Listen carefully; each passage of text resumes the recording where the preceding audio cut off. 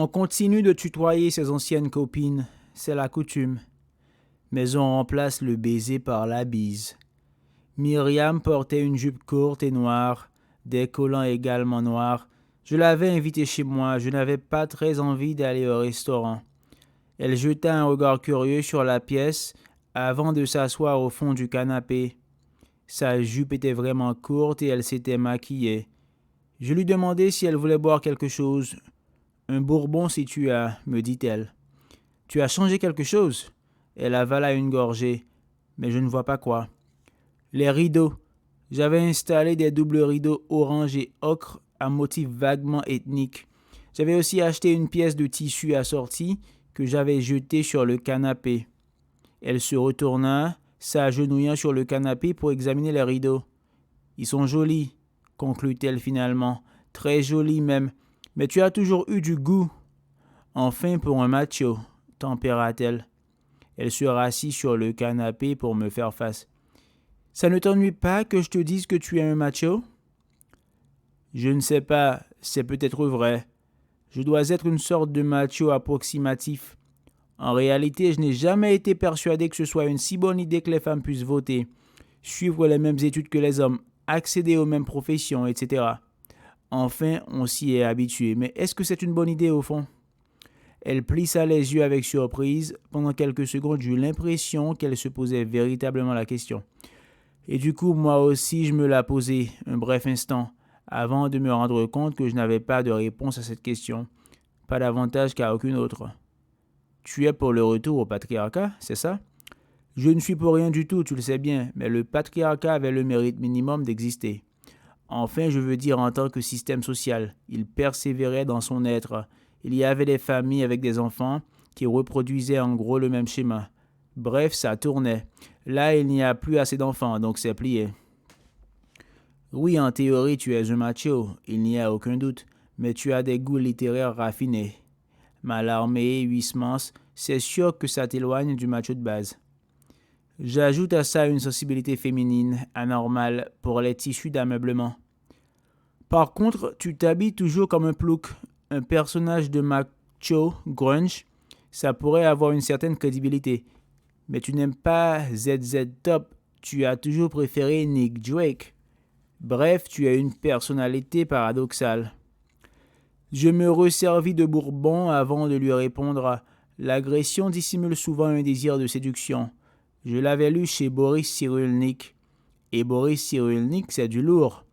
Un type à qui on ne la fait pas. Au niveau psycho, un mec à la cool. Un Conrad Lorenz des humains en quelque sorte. D'ailleurs, elle avait légèrement écarté les cuisses en attendant ma réponse. C'était le langage du corps, ça. On était dans le réel. Il n'y a aucun paradoxe là-dedans. C'est juste que tu emploies la psychologie des magazines féminins, qui n'est qu'une typologie de consommateur. Le bobo éco-responsable, la bourgeoise show-off, la clubeuse gay-friendly, le satanique geek, le techno-zen. Enfin, ils en inventent de nouveaux chaque semaine. Je ne corresponds pas immédiatement à un profil de consommateur répertorié. C'est tout. On pourrait, pour le soir où on se revoit, on pourrait essayer de se dire des choses gentilles, tu ne crois pas? Il y avait cette fois dans sa voix une brisure qui me gêna. Tu as faim? Demandai-je pour dissiper le malaise. Non, elle n'avait pas faim, mais enfin on finit toujours par manger. Tu veux des sushis? Évidemment, elle accepta. Les gens acceptent toujours quand tu leur proposes des sushis. Les gastronomes les plus exigeants, comme les femmes les plus soucieuses de leur ligne, il y a une espèce de consensus universel autour de cette juxtaposition amorphe de poissons crus et de riz blanc. J'avais le dépliant d'un livreur de sushis et sa lecture était déjà fastidieuse. Entre le wasabi, le maki et le salmon roll, je n'y comprenais rien et je n'avais pas envie d'y comprendre quoi que ce soit. J'optai pour un menu combiné B3 et je téléphonai pour commander. J'aurais peut-être mieux fait d'aller au restaurant tout compte fait. Après avoir raccroché, je mis du Nick Drake. Un silence prolongé s'ensuivit que je rompis assez stupidement en lui demandant comment se passaient ses études. Elle me regarda avec reproche avant de répondre que ça allait, qu'elle envisageait de faire un master d'édition. Avec soulagement, je pus bifurquer vers un sujet d'ordre général qui d'ailleurs validait son plan de carrière. Alors que l'économie française continuait à s'effondrer par pans entiers, l'édition se portait bien, dégageait des bénéfices croissants. C'en était étonnant même, à croire que dans leur désespoir, tout ce qui restait aux gens, c'était la lecture. Toi non plus, ça n'a pas l'air d'aller. Mais c'est toujours l'impression que tu m'as donnée, à vrai dire, dit-elle sans animosité, tristement même. Que pouvais-je répondre à cela? C'était difficilement contestable. J'avais l'air si déprimé que ça? Demandai-je après un nouveau silence. Non, déprimé non, mais en un sens c'est pire. Il y a toujours eu chez toi une espèce d'honnêteté anormale, une incapacité à ces compromis qui permettent aux gens, au bout du compte, de vivre. Par exemple, mettons que tu aies raison sur le patriarcat, que ce soit la seule formule viable. Il n'empêche que j'ai fait des études, que j'ai été habitué à me considérer comme une personne individuelle, dotée d'une capacité de réflexion et de décision égale à celle de l'homme. Alors, qu'est-ce qu'on fait de moi maintenant? Je suis bonne à jeter? La bonne réponse était probablement oui. Mais je me tue, je n'étais peut-être pas si honnête que ça en fin de compte. Les sushis n'arrivaient toujours pas. Je me resservis un verre de bourbon, ça faisait déjà le 3e.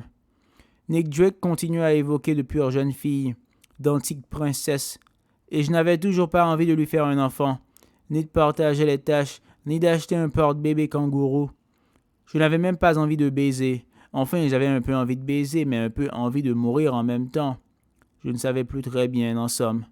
Je commençais à sentir monter une légère nausée. Qu'est-ce qu'il foutait, Rapide Sushi, merde. J'aurais dû lui demander de me sucer, à ce moment précis. Ça aurait pu donner une deuxième chance à notre couple. Mais je laissais le malaise s'installer, augmenter de seconde en seconde. Bon, il vaut peut-être mieux que j'y aille, dit-elle après un silence d'au moins 3 minutes. Nick Drake venait de terminer ses lamentations. On allait passer aux éructations de Nirvana. Je coupais le son avant de répondre « si tu veux ». « Je suis désolé, vraiment désolé que tu en sois là, François », me dit-elle dans l'entrée. Elle avait déjà enfilé son manteau. « J'aimerais faire quelque chose, mais je ne vois pas quoi.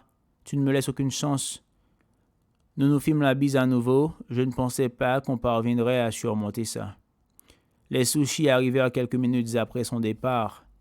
Il y en avait beaucoup.